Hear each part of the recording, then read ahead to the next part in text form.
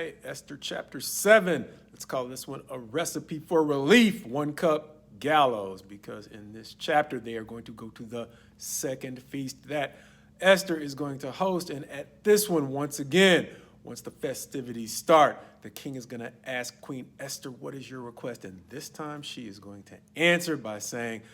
all I want is my life and the life of my people, understanding that we have been sold to die. At which point the king is going to ask who is responsible, and she is going to point out Haman, at which point Haman is going to be like, the king, incensed, however, is going to leave the room. Haman, however, is going to stay behind to beg for his life because he is going to see that the king means to do him harm. When the king comes back in, he is going to see Haman begging at the couch on which Queen Esther is seated. And at this point, everything that Haman does is going to seem to be wrong because the king is going to accuse him of even assaulting the queen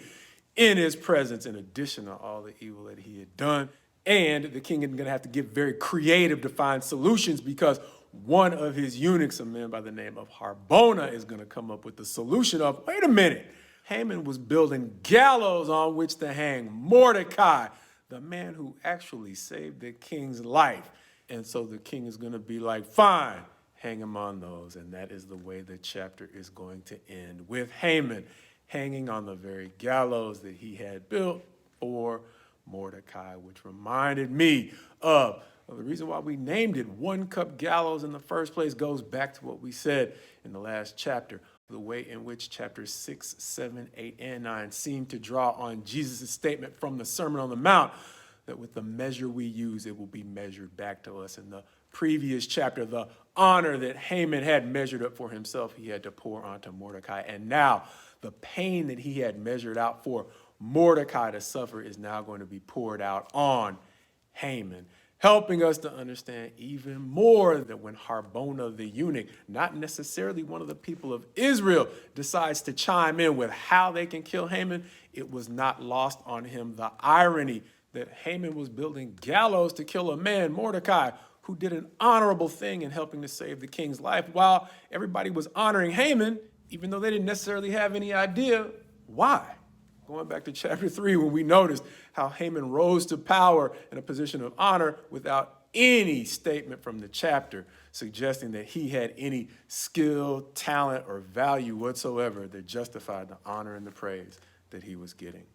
Quite possibly pointing us back to something we noticed round about chapter 5, and that is the way in which Haman seems to have presumed too much on his own level of influence, seeming to think that the only people who cared about the Jewish people just didn't matter. We already saw how he presumed too much, not realizing that Esther was actually from the nation of Israel. Here, Harbona, a eunuch, probably not biologically related to the people of Israel at all, was still offended by some of the things that he saw Haman doing. And so in seeing Haman think too much of his own influence, he seems to likewise have not thought enough about the level of influence that even the little people can have, understanding here that Harbona was the one who the king listened to in trying to decide Haman's fate, which reminded me of a quote from Steve Jobs that I saw just this morning, which reads, "In weak companies, politics win, while in strong companies, ideas win." And so in this chapter, when we see the ideas of a simple eunuch, Harbona, outweighing all of the political clout that Haman was able to muster, it's no coincidence that at the point we see ideas begin to outweigh politics in Ahasuerus' Persia, we're going to see the entire kingdom improve, as we'll see Mordecai now provide stability to the entire kingdom of Persia as second in command to Ahasuerus.